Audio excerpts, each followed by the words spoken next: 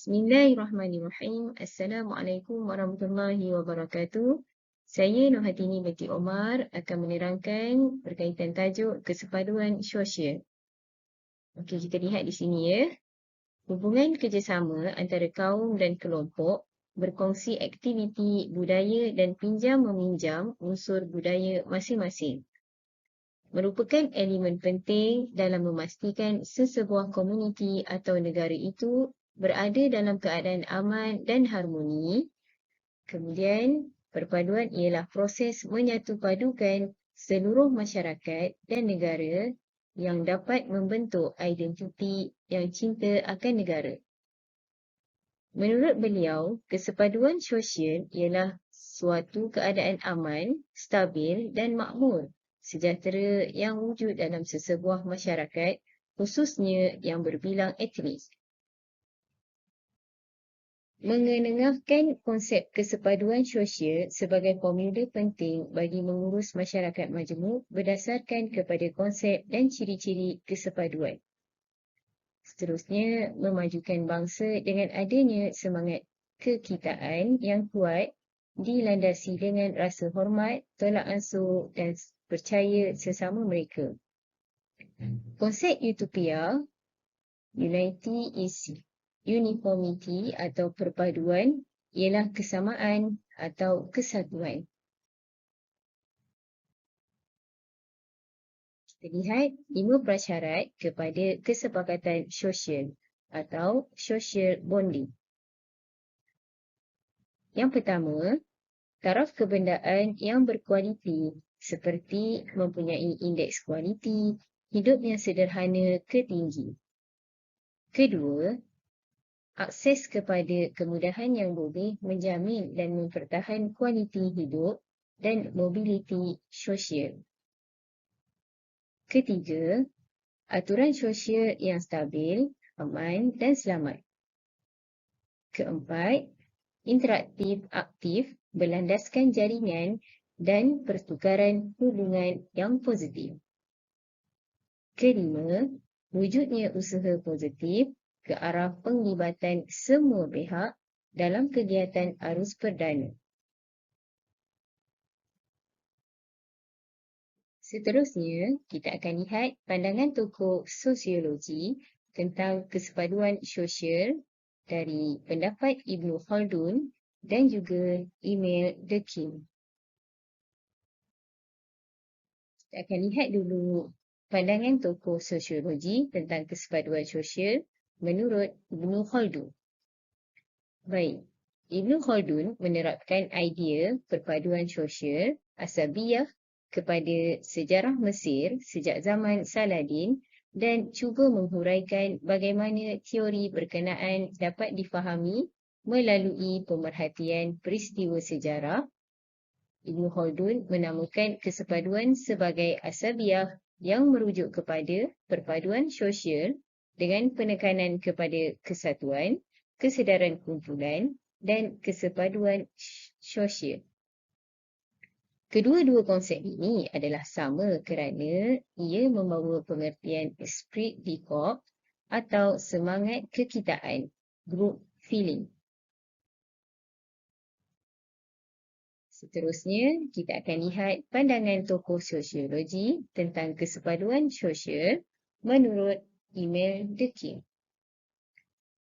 Emile Durkheim menamakan kesepaduan masyarakat simple atau tradisional ini sebagai solidariti mechanical atau mechanical solidarity dan masyarakat kompleks pula dikenali sebagai solidariti organik atau organic solidarity. Baik, beliau membayangkan bahawa komuniti Yahudi di Epinal merupakan satu model kesepaduan masyarakat dan sifat moral yang baik. Durkheim mendebatkan bahawa masyarakat tradisional lebih sederhana. Agama memainkan peranan yang penting dalam menyatukan anggota-anggotanya menerusi penciptaan kesedaran umum. Kita lihat pandangan Ibn Khaldun tentang perubahan masyarakat. Menurut Ibn Khaldun, masyarakat beranjak daripada bentuk sederhana kepada bentuk kompleks dalam setiap bidang. Beliau menyebut tentang tahap keinginan bermula daripada keperluan asas dan kemudian keperluan yang lebih terperinci. Semangat kekitaan akan hilang apabila sesuatu masyarakat atau suku-suku kaum itu sudah mengecapi kemewahan dan kemakmuran. Mereka akan berubah daripada pelbagai aspek budaya apabila hidup menetap di bandar dengan berinteraksi dengan masyarakat luar dan saling bercampur gaul dalam aktiviti ekonomi, politik dan sosial. Hal ini menyebabkan masyarakat kurang menumpukan pada kepentingan kumpulan tetapi mengutamakan kepentingan individu. Baik, menurut pandangan Imelda Kim tentang perubahan masyarakat. De Kim pula menganggap bahawa masyarakat berevolusi daripada kesepaduan atau solidariti mekanikal sehingga ke solidariti organik. Masyarakat solidariti mekanikal bersifat tradisional dan bersaiz kecil, manakala masyarakat solidariti organik merupakan masyarakat bandar atau kapitalisme. Assalamualaikum warahmatullahi wabarakatuh. Saya Suziati binti Abdul Rahman dan saya akan menyambung pembentangan dari rakan saya tadi. Okey, di sini kita akan lihat pendapat tokoh sosiologi Emil Durkheim dan Ibnu Khaldun dari segi kawalan sosial. Okey, dari segi kawalan sosial, pendapat mereka ini ialah kedua-dua ahli sosiologi ini percaya bahawa kawalan sosial adalah berkait rapat dengan kepercayaan individu. Dalam masyarakat simple, masyarakat dikawal oleh sistem kepercayaan dan agama selain daripada adat resam. Semua ini adalah berkenaan dengan kesedaran kolektif. Kesedaran kolektif ialah keseluruhan kepercayaan dan sentimen yang sama dengan rata-rata anggota masyarakat membentuk sistem yang menentukan dengan kehidupannya sendiri. Ini adalah pendapat Durkheim. Okey, menurut Durkheim, hukuman dalam perpaduan mekanikal bersifat represif, iaitu bersifat menindas dan menghukum kerana komuniti bertindak balas dengan segera jika ahlinya mencabar kewibawaan undang-undang konvensional. Umumnya, undang-undang agama biasanya bersifat represif. Dalam masyarakat kompleks pula, kawalan sosial adalah berbentuk undang-undang restitutif dan tidak berkaitan dengan kesedaran kolektif. Ia ditubuhkan secara khas dan diadili oleh orang-orang yang telah dilantik sahaja dan bukannya masyarakat secara amnya. Okey, itu tadi adalah pendapat Durkheim.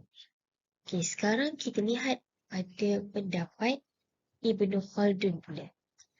Okey, mengikut Ibnu Khaldun, kawalan sosial dalam masyarakat simple adalah berdasarkan kepada kepimpinan. Oleh yang demikian, mereka memerlukan pemimpin yang baik yang dapat menggunakan kekuasaan itu untuk kepentingan rakyat atau pengikut bagi mengelakkan daripada berlakunya perpecahan semangat kekitaan kerana semangat ini perlu untuk mempertahankan diri dan suku. Selain itu, kepatuhan dalam amalan-amalan agama dan kepercayaan kepada ajaran-ajaran kenabian dan kewalian dapat menghalang sifat-sifat buruk antara mereka seperti iri hati dan sebagainya. Kepatuhan seperti ini dapat mengawal tingkah laku masyarakat dan membolehkan masyarakat saling bertoleransi antara satu sama lain tanpa sebarang prejudis akibat perbezaan sosial. Jika dilihat di sini, Ibn Khaldun menegaskan bahawa integrasi dan perpaduan masyarakat majmuk dibina berasaskan kepada kepercayaan kepada Allah, semangat dakwah, keadilan, accountability, penghormatan bersama, saling mempercayai, keikhlasan mutlak, rajin, kerjasama, kecemerlangan, rawatan persaudaraan, kejujuran dan kebenaran, moral, pengetahuan, tingkah laku yang baik, pengorbanan, kemas dan kebersihan. Kesemua ini merupakan nilai etika yang berupaya membangunkan sesuatu peradaban. Seterusnya kita akan lihat pada etika. Apakah yang dimaksudkan dengan etika? Mari kita lihat apakah definisi etika. Etika yang juga dikenali sebagai falsafah merupakan satu cabang falsafah yang membabitkan penyusunan, mempertahankan dan mencadangkan kelakuan yang betul dan salah. Etika ialah tingkah laku moral manusia dan bagaimana untuk bertindak dalam keadaan tertentu. Etika juga berasal daripada perkataan Yunani, iaitu ethos, yang bermaksud watak. Seterusnya, prinsip moral atau nilai-nilai akhlak yang menjadi pegangan seseorang atau sesuatu kumpulan. Etika juga berkait dengan konsep-konsep moral, kebajikan, kejahatan, benar, salah, kewajipan, tanggungjawab dan keadilan. Seterusnya, kita akan lihat mengapa pentingnya etika bagi setiap manusia. Dengan etika akan memastikan manusia melaksanakan kewajipan hidup yang memberi faedah kepada diri sendiri dan juga masyarakat. Etika sesebuah bangsa itu boleh menentukan jatuh bangunnya sesebuah peradaban. Kemajuan sesebuah negara itu banyak bergantung kepada sikap, mentaliti dan tingkah laku positif penduduknya yang sentiasa mengejar ilmu pengetahuan bagi melahirkan inovasi-inovasi yang berupaya membangunkan negara berkenaan. Sesebuah negara yang kurang hasil buminya berupaya untuk maju dengan adanya sumber manusia yang berkualiti dan budaya kerja yang beretika. Ini menunjukkan bahawa etika dan peradaban yang baik itu adalah penting dalam memajukan sesebuah negara. Seseorang itu dikatakan beretika apabila bertindak jujur, menunjukkan belas kasihan dan kesetiaan, manakala perbuatan seperti menipu, mencuri dan membunuh dianggap perbuatan yang tidak beretika, dan seterusnya menggambarkan sifat-sifat manusia kurang bertamadun.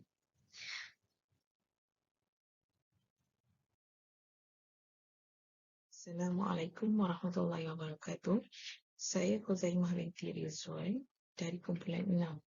Pada hari ini, saya akan membincangkan tajuk kesepaduan sosial yang membawa kepada definisi peradaban serta konsep pembinaan peradaban.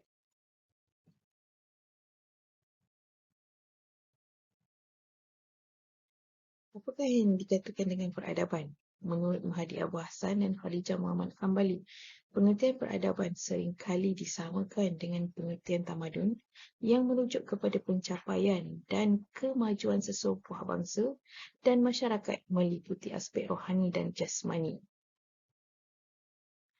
Antara sarjana Muslim terawal yang mengutarakan konsep peradaban atau tamadun ini ialah Abu Nasir Al-Farabi melalui kitabnya Al-Siyasah Al-Madaniyah yang memperkenalkan istilah Al-Madaniyah pada abad ke-11 Masihi. Istilah tersebut kemudiannya dipopularkan pula oleh sarjana Arab seperti Muhammad Farid Wajdi dan Syekh Muhammad Abduh. Istilah tamadun yang berasal daripada perkataan Arab tamadun yang telah diterima pakai dalam perbendaharaan bahasa Melayu ini sebenarnya dipopularkan oleh George Zaidan pada abad ke-19 Masihi. Menurut nakib al-atas pula, istilah tamadun memberikan pengertian kehidupan insan bermasyarakat yang telah mencapai tahap kehalusan, tata susila dan kebudayaan yang luhur. Terminologi lain yang merujuk kepada pengertian peradaban ialah umran dan al-hadarah yang diperkenalkan oleh Ibn Khaldun pada abad ke-14 Masihi. Kesemua istilah yang dibincangkan merujuk kepada satu tujuan yang sama, iaitu pembangunan kota, kehalusan tata susila dan kebudayaan serta kehidupan berteraskan akidah syariah dan akhlak yang mulia. Salah satu faktor yang mempengaruhi pembinaan dan kemajuan sesuatu peradaban ialah faktor agama. Seterusnya kita akan bincangkan berkenaan pembinaan peradaban. Pembinaan peradaban haruslah bercirikan keseimbangan antara kemajuan material dengan ketinggian akhlak yang berbaksikan tauhid. Kebanyakan sarjana dan pemikir bersependapat bahawa faktor manusia merupakan unsur terpenting dalam memastikan kelangsungan sesebuah peradaban. Manusia sebagai makhluk sosial seperti mana yang diistilahkan oleh Ibn Khaldun sebagai pelaku utama ataupun watak utama yang berperanan membentuk dan mencorak peradaban. Sebagai makhluk sosial, manusia tidak boleh hidup secara bersendirian, tetapi memerlukan individu lain untuk dilahirkan, diasuh, dididik dan dibesarkan. Manusia juga memerlukan komuniti ataupun jemaah untuk membangunkan institusi sosial bagi tujuan memajukan diri. Interaksi dan kerjasama inilah yang akhirnya melahirkan sebuah peradaban manusia.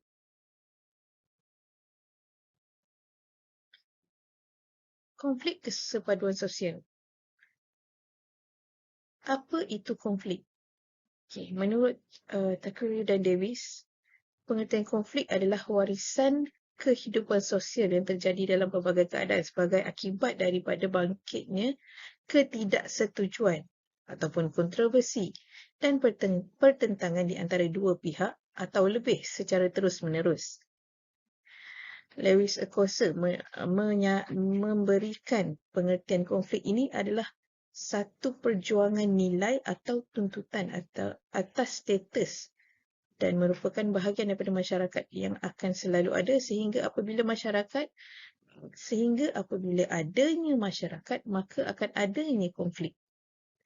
Menurut Sarjana Sukanto pula, pengertian konflik adalah suatu keadaan pertentangan pihak untuk berusaha memenuhi tujuan dengan cara menentang pihak lawan. Menurut Robbins, konflik adalah proses sosial dalam masyarakat yang terjadi antara pihak yang berbeza kepentingan untuk saling memberikan impak negatif antaranya. Artinya pihak-pihak yang berbeza tersebut sentiasa memberikan perlawanan. Levinas pula menyatakan konflik adalah keadaan masyarakat yang mengalami kerosakan keteraturan sosial yang dimulai dari individu ataupun kelompok yang tidak setuju dengan pendapat pihak yang lain sehingga mendorong terjadinya perubahan sikap, perilaku dan tindakan atas dasar ketidaksetujuan. Kita boleh mengambil contoh sebagai konflik kesepaduan sosial.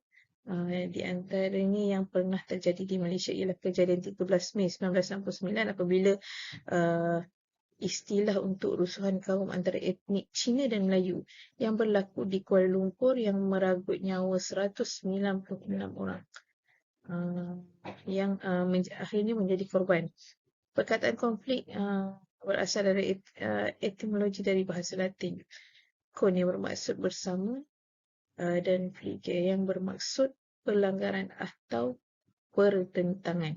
Sehingga konflik sosial ialah fenomena atau kejadian apabila nilai bersama dalam kalangan masyarakat tidak dapat dihayati dan dikongsi bersama.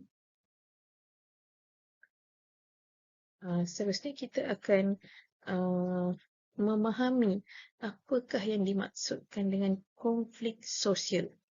Konflik sosial adalah konflik yang terjadi dalam kehidupan sosial masyarakat.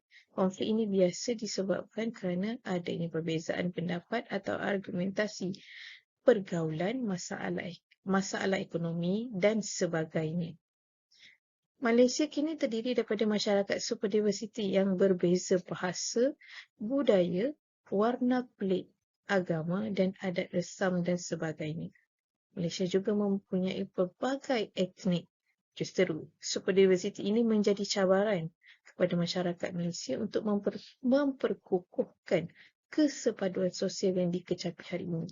Mengurus masyarakat superdiversiti bukan satu perkara yang mudah kerana ia memerlukan pelbagai pendekatan dan strategi supaya masyarakat dapat menerima serta membina hubungan kerjasama. Pelbagai usaha yang dilaksanakan oleh pihak kerajaan dalam memantau hubungan masyarakat supaya tidak timbul konflik dan ketegangan. Bismillahirrahmanirrahim. Assalamualaikum warahmatullahi wabarakatuh. Saya Siti Hanisah binti Ismail akan menyambung topik yang dibincangkan dalam tajuk ini, iaitu punca konflik kesepaduan sosial di Malaysia. Bagi sesebuah negara yang mempunyai berbagai etnik, budaya dan agama, soal kesepaduan amat penting bagi menjamin kestabilan sosiopolitik. Masyarakat majmuk di Malaysia menjadi cabaran kepada pembentukan masyarakat di Malaysia. Jadi, pentingnya untuk kita memperkukuhkan kesepaduan sosial. Jadi, kita akan lihat apakah punca yang berlaku dalam konflik kesepaduan sosial di Malaysia. Yang pertama adalah apabila rakyat Malaysia tidak menghayati dan mengamalkan prinsip rukun negara. Seharusnya setiap warga negara perlu menanamkan rukun negara dalam hati masing-masing. Maksudnya semua orang kena tahu, kena hafal, bukan sekadar hafal, tapi kita mengamalkan rukun negara tersebut. Yang kedua, perbezaan ideologi politik. Selepas pembentukan Malaysia pada tahun 1963, cabaran yang dihadapi oleh negara adalah untuk memastikan wujudnya integrasi nasional antara Sabah dan Sarawak dengan Semenanjung Malaysia. Ia bukan suatu yang mudah. Ketegangan politik berlaku sehingga menyebabkan ada pemimpin yang mengancam untuk keluar daripada Malaysia. Okey, jadi perbezaan ideologi politik itu menjadi satu punca konflik kesepaduan itu berlaku. Yang ketiga, kurangnya interaksi antara kaum menyebabkan pemisahan yang berlaku dari segi penempatan, tempat tinggal, persekolahan dan pekerjaan. Seperti mana yang berlaku pada hari ini ialah kaum-kaum berada di dalam kelompok masing-masing. Jadi begitu juga dengan persekolahan. Persekolahan pun terdapat sekolah kebangsaan, sekolah jenis kebangsaan bagi kaum-kaum yang lain. Jadi berlaku ada pemisahan dari segi kaum tersebut. Jadi itu juga menjadi punca konflik kesepaduan sosial. Yang keempat, tidak peka dan kurang berminat memahami budaya kaum-kaum yang lain. Yang ini juga menjadi satu permasalahan yang mana bila dia tidak memahami budaya kaum-kaum lain akan menyebabkan berlaku salah faham dan juga berlaku permusuhan antara kaum-kaum. Okay, jadi itu adalah punca berlakunya kesepaduan, berlakunya punca konflik. Seterusnya, yang kelima, tidak mahu menggunakan bahasa kebangsaan sebagai bahasa utama untuk berkomunikasi dalam acara formal ataupun tidak formal. Bahasa kebangsaan Malaysia adalah bahasa Melayu. Ia adalah bahasa perhubungan utama sesuai dengan sejarah, demografi dan budaya negara kita. Bahasa Melayu juga merupakan bahasa pemersatu dan bahasa perpaduan masyarakat berbilang etnik dan berbilang budaya. Jadi seharusnya setiap warga negara Malaysia tahu bagaimana untuk menutur dalam bahasa Melayu. Jadi masalah timbul apabila ada setengah kaum yang tidak fasih dan tidak mahu bertutur dalam bahasa Melayu. Okay, yang keenam, proses sosialisasi yang dialami sejak kecil dari ibu bapa, sekolah dan rakan sebaya telah menanamkan nilai-nilai negatif yang prejudis terhadap kaum lain. Ini maksudnya berdasarkan pengalaman ibu bapa dia, kemudian diturunkan kepada anak dia. Jadi memang pengasingan tu berlaku dan menjadi satu nilai-nilai yang kita rasa tak nak bercampur dengan kaum-kaum yang lain.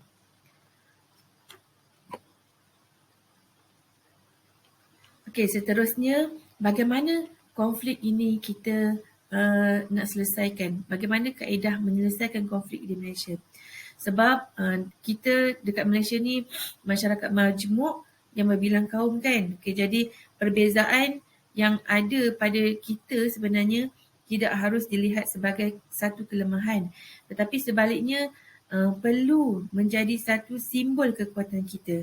Kita sekarang ni hampir merdeka 65 tahun. Jadi sepatutnya perpaduan kaum di Malaysia lebih kukuh bukannya semakin rapuh. Sejarah masyarakat Malaysia memperlihatkan bagaimana segala bentuk konflik, perbalahan dan perbezaan boleh diselesaikan dengan cara melakukan kesatuan dan inovasi sosial. Maksudnya apa sahaja yang kita nak selesaikan mestilah dengan cara ada bersatu, bekerjasama dalam membentuk masyarakat yang harmoni. Cara ini boleh membolehkan mereka yang terlibat dalam politik, dalam organisasi dan masyarakat sivil dapat membantu dalam mencari strategi tindak balas yang lebih baik bagi membolehkan penglibatan ahli masyarakat dalam memperbaiki, mencari kedudukan atau paksi yang betul dan mengukuhkan hubungan antara satu sama lain berdasarkan rasa yang dikongsi bersama, minat yang sama atau pengalaman yang dikongsi bersama. Jadi kita nampak sekarang ni memang kita walaupun berbilang kaum tapi kita boleh berada dalam satu keadaan yang harmoni. Itu semuanya adalah kerjasama yang sepatutnya kita kekalkan. Ini penting bagi menghasilkan konsensus, kompromi dan kebersamaan. Selain daripada itu, dalam senario yang lebih luas, proses-proses akomodasi, akulturasi, asimilasi dan amalgamasi menyumbang kepada keseluruhan proses kesepaduan sosial dan seterusnya perpaduan nasional. Okey, kita akan tengok ada 4 proses kesepaduan sosial dalam masyarakat. Okey, yang pertama adalah akomodasi. Akomodasi merupakan satu proses yang memerlukan kerjasama dua atau lebih pihak yang mempunyai matlamat yang berbeza untuk membentuk satu matlamat yang dapat memuaskan hati kedua-dua pihak tersebut. Okey, akomodasi dikenali sebagai situasi menang-menang ataupun win-win situation apabila kedua-dua pihak yang bertentangan pendapat atau matlamat memperolehi faedah daripada satu matlamat baru yang telah dibina secara bersama dan kolektif. Okey, seterusnya contoh di Malaysia, walaupun bahasa Melayu diiktiraf sebagai bahasa kebangsaan, namun kita tidak menghalang bangsa-bangsa lain untuk menggunakan bahasa mereka, dan begitu juga dengan agama, kita tidak menghalang masyarakat lain kaum lain untuk mengamalkan agama mereka dan juga budaya mereka selagi ia tidak bertentangan dengan prinsip perlembagaan. Jadi formula dalam akomodasi ini adalah A tambah B tambah C bersamaan dengan A tambah B tambah C. Maksudnya dia tidak mengubah apa-apa. Masing-masing mengamalkan budaya masing-masing. Seterusnya, akulturasi. Akulturasi adalah proses penerimaan unsur budaya daripada satu kelompok masyarakat kepada satu kelompok yang lain. Jadinya kalau macam akulturasi ni maksud kita ambil budaya orang lain dan kita masukkan ke dalam unsur-unsur, kita masukkan ke dalam budaya kita. Okey, contohnya tapi akulturasi ni tidak menyebabkan kehilangan identiti asal. Kalau walaupun kita mengambil budaya daripada bangsa kaum lain, dia tidak menyebabkan kita kehilangan identiti asal. Dan ia juga mudah dicapai kerana ia melibatkan benda bersifat kebendaan dan yang mendatangkan manfaat. Contohnya macam budaya memakai ketai leher, kita ambil daripada budaya barat. Kemudian pemberian ampau. Kemudian dari segi makanan, itu memang terlampau banyak lah. Kita memang dekat Malaysia ni memang dikenali sebagai syurga makanan. Semua makanan pun kita boleh terima. Okey, seterusnya asimilasi. Asimilasi merujuk kepada satu proses penggabungan budaya masyarakat yang berbeza untuk membentuk satu kebudayaan serta identiti masyarakat yang baru. Okey, asimilasi ni dia antara faktor yang menyebabkan asimilasi ni berlaku adalah yang pertama disebabkan etnik yang berbeza, kemudian individu di dalam atau antara etnik itu sering berinteraksi dan interaksi berlaku dalam tempoh yang sangat lama. Okay, jadi dia berkaitan dengan penyerapan sehala individu ke dalam etnik yang lain. Okay, jadi formula yang kita boleh ingat untuk asimilasi ni ialah A tambah B tambah C sama dengan A. Maksudnya dia akan menjadi satu kelompok dalam yang majority tersebut. Okey, seterusnya amalgamasi. Amalgamasi merupakan satu tahap asimilasi yang paling tinggi. Ia merupakan satu proses yang terjadi apabila budaya atau ras bercampur untuk membentuk jenis budaya dan ras yang baharu. Kebiasaannya adalah berkaitan dengan perkahwinan bercampur antara etnik. Jadi daripada perkahwinan bercampur itu, dia akan melahirkan satu budaya yang baru. Formula untuk amalgamasi ni adalah A tambah B tambah C bersamaan dengan D. Maksudnya dia akan melahirkan satu budaya yang baru. Okey, seterusnya saya akan serahkan kepada sahabat saya untuk meneruskan tajuk yang seterusnya. Sekian, terima kasih. Wabillahi taufiq wal hidayah. Assalamualaikum warahmatullahi wabarakatuh. Hai, apa khabar semua? Saya Rahimah. saya akan membincangkan tajuk proses kesepaduan sosial di Malaysia, dan di antaranya ialah bagaimana langkah-langkah bagi mewujudkan kesepaduan sosial antara kaum di Malaysia dan juga kaedah pemantapan kesepaduan sosial di Malaysia. Assalamualaikum. Di sini saya akan membincangkan tentang proses kesepaduan sosial di Malaysia. Seperti mana yang kita maklum bahawa negara kita Malaysia ini terdiri daripada pelbagai masyarakat dan kaum.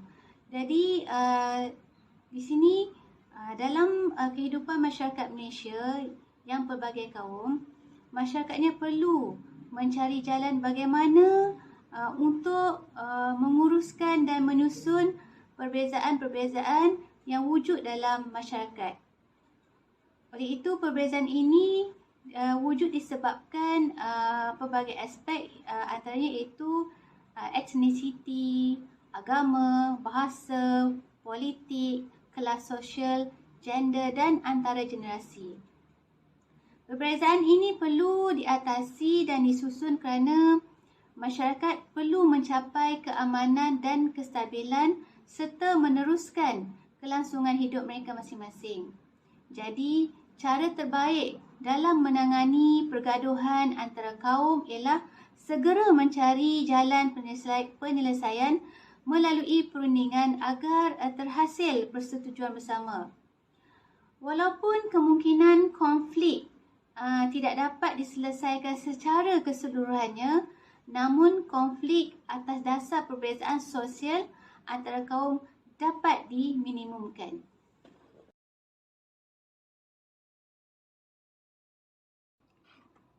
Seterusnya, langkah-langkah bagi mewujudkan kesepaduan sosial di antara kaum. Yang pertama ialah kita perlu menghapuskan prasangka negatif. Contoh, sekiranya di media sosial terdapat ada unsur-unsur yang boleh mencetuskan kemarahan dan kebencian, jadi kita perlu menapis maklumat tersebut. Contohnya kalau yang berkaitan dengan unsur agama, perkauman dan juga institusi diraja yang boleh menyebabkan sesuatu isu itu lebih menyemarakkan kemarahan, jadi kita perlu mengelak dan menapisnya terlebih dahulu. Yang kedua, langkah yang kedua ialah kita perlu mewujudkan suasana saling memahami di antara satu sama lain. Dan yang ketiga, mewujudkan semangat perpaduan. Contohnya, kita sebagai rakyat Malaysia, kita hidup di dalam yang berbilang kaum, budaya, adat dan masing-masing. Jadi sekiranya kita menyambut hari perayaan bersama, kita boleh membuat rumah terbuka ataupun kita juga boleh menyatukan institusi pendidikan dari peringkat rendah untuk mewujudkan semangat perpaduan di antara kita bersama. Seterusnya, langkah-langkah yang seterusnya ialah kita perlu mencari jalan menyelesaikan masalah yang membabitkan isu perkauman. Contoh, bab kata pepatah Melayu, melentur buluh biarlah dari rebungnya. Jadi di sini kita boleh lihat peranan ibu bapa untuk mendidik anak-anak sejak kecil lagi supaya kita ni perlu hidup dalam bersatu padu. Seterusnya, kita perlu sentiasa mencari jalan mewujudkan kehidupan kehidupan sejagat yang harmoni, aman dan damai. Jadi di sini kita boleh lihat sistem pendidikan kita kena mengajar secara meluas untuk memupuk kesedaran tentang masyarakat Malaysia yang pelbagai kaum dan etnik. Okey, seterusnya yang keenam, kita boleh menganjurkan program-program yang melibatkan semua kaum. Contohnya kita boleh, bila kita banyak membuat program-program yang melibatkan contoh program daripada kaum India, Melayu, Cina. Jadi kita boleh mengenali budaya masing-masing. Seterusnya yang ketujuh, kita boleh melibatkan juga contoh badan-badan agama dan juga badan-badan sosial ataupun sukarelawan kebajikan untuk menganjurkan program yang boleh melibatkan semua kaum. Jadi saya rasa langkah-langkah yang sedemikian boleh mewujudkan kesepaduan yang harmoni di antara kita semua.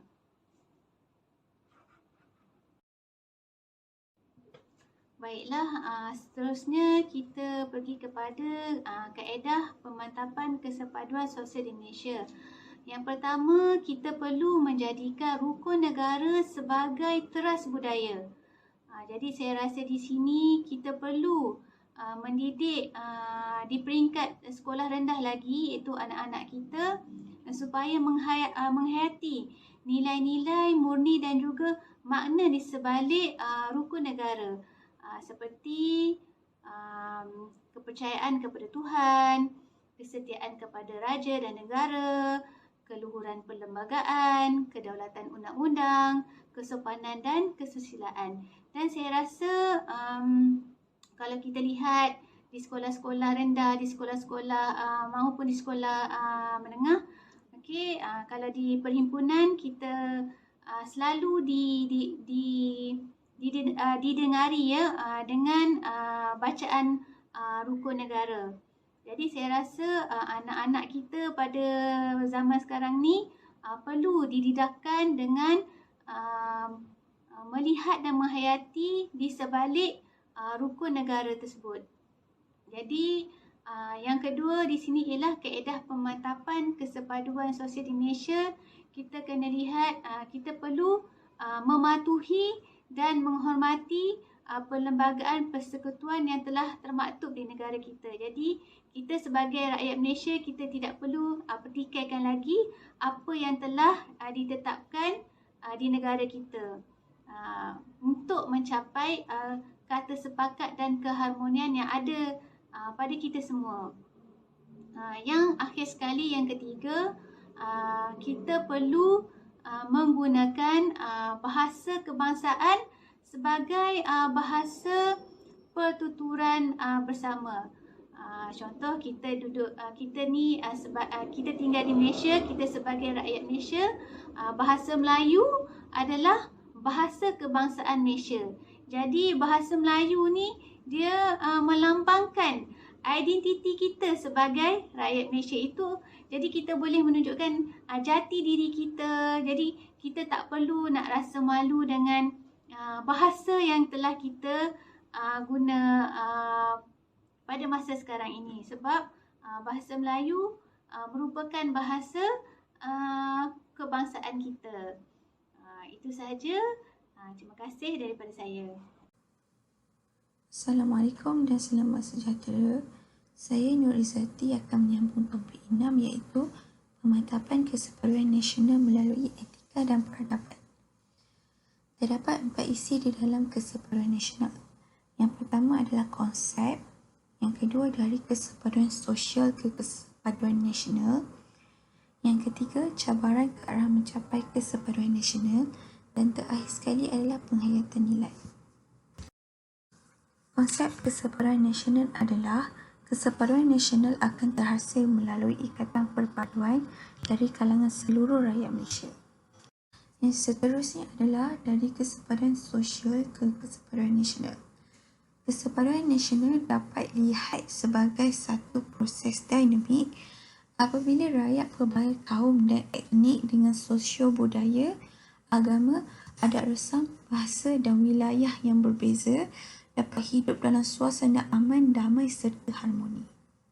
Berdasarkan sejarah, ada beberapa isu perbalahan kaum yang agak besar dan rumit pernah berlaku dalam negara kita. Bagaimanapun, ia dapat ditangani dan tidak melibatkan tempat lain. Kini, isu-isu sensitif melibatkan hubungan kaum kelihatannya semakin meningkat Apabila berkembangnya media sosial yang menjadi media utama rakyat menyalurkan perasaan tidak puas hati terhadap orang lain. Penggunaan media sosial yang begitu terbuka telah mengakibatkan ada pihak yang menggunakan kesempatan ini untuk menimbulkan rasa kurang senang serta mencetuskan api perkauman. Masyarakat perlu bijak dalam menerima pakai segala maklumat yang diperolehi di internet agar tidak mudah terpengaruh dengan sentimen dan mainan segelintir pihak untuk menggugat keharmonian dan perpaduan yang sudah dibina sejak sekian lama. Perbezaan ideologi politik dalam kalangan rakyat sering mencetuskan perbalahan yang boleh membawa kepada konflik perkauman yang serius sekiranya ianya tidak ditangani secara bijak. Jadi, setiap pihak perlu mempunyai rasa tanggungjawab untuk memastikan kesepaduan ini dapat dikekalkan dan menjadi bertambah baik demi masa hadapan generasi yang akan datang. Seterusnya, cabaran ke arah mencapai kesepaduan nasional. Cabaran pertama adalah isu politik. Ramai ahli politik menjadikan isu perkauman sebagai jalan pintas bagi menjamin lebih ramai pengundi. Politik tidak seharusnya menggunakan isu perkauman, tetapi tanggungjawab ahli politik sepatutnya tidak boleh disalahgunakan untuk memanfaatkan diri sendiri maupun keluarga. Namun, ironiknya hal itulah yang kini menjadi tular dalam kalangan ahli politik negara ini. Politik harus menjadi saluran yang betul bagi membentuk kerajaan yang bersih dari pelbagai anasir negatif. Yang kedua, iaitu cabaran dari segi ekonomi. Kegiatan ekonomi yang dijalankan telah dipisahkan mengikut kaum masing-masing sejak daripada dahulu lagi. Perpisahan dari segi ekonomi ini telah menunjukkan jurang ekonomi antara kaum sehingga masa kini. Yang terakhir sekali adalah cabaran dari segi sosial. Wujud sistem sekolah yang berteraskan satu-satu kaum sahaja, seperti sekolah jenis kebangsaan. Timbul rasa ketidakpercayaan dan kurang semangat kekitaan dalam diri jika kurang percampuran dalam aktiviti sosial masyarakat. Dan terakhir sekali adalah pengaruh media sosial yang kian berkembang mengikut peredaran masa. Yang terakhir sekali adalah penghayatan nilai. Apa yang kita dapat dalam topik ini adalah masyarakat Malaysia perlu terus menyumbang kepada pembangunan tamadun bangsa Malaysia. Menghormati set nilai yang mendasari masyarakat Malaysia dan masyarakat serantau, seperti nilai hormat menghormati, menjalin keharmonian, menjaga marah sesama kaum, mengiktiraf simbol dan ekspresi setiap ahli masyarakat. Akhir sekali, masyarakat perlu memahami bahawa sistem nilai yang wujud dalam masyarakat dapat menyumbang kepada tercapainya kemajuan dan pembangunan ekonomi negara.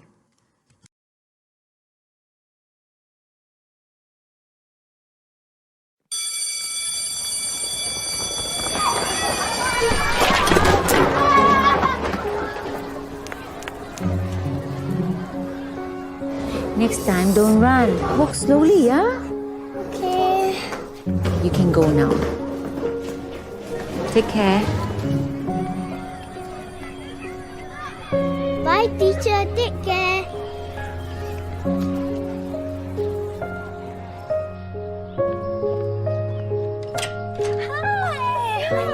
Baby, it's coming soon. No. Oh my goodness. Mom, I think it's time.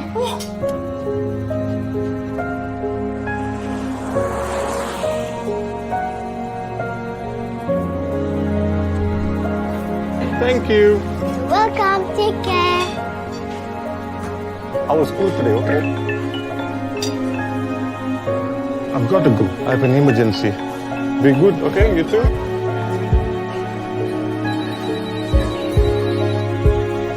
You're almost there. You're almost there.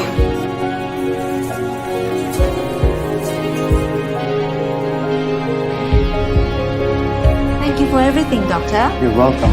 And congratulations. Take care.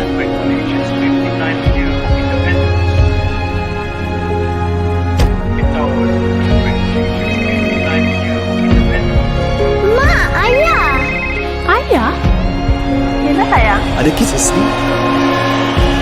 Okay, I have to go back to work now, ya? Take care. Okay, take care.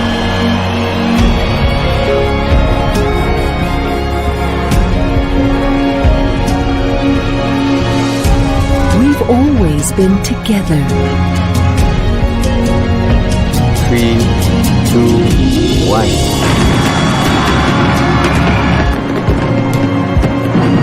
Looking after one another.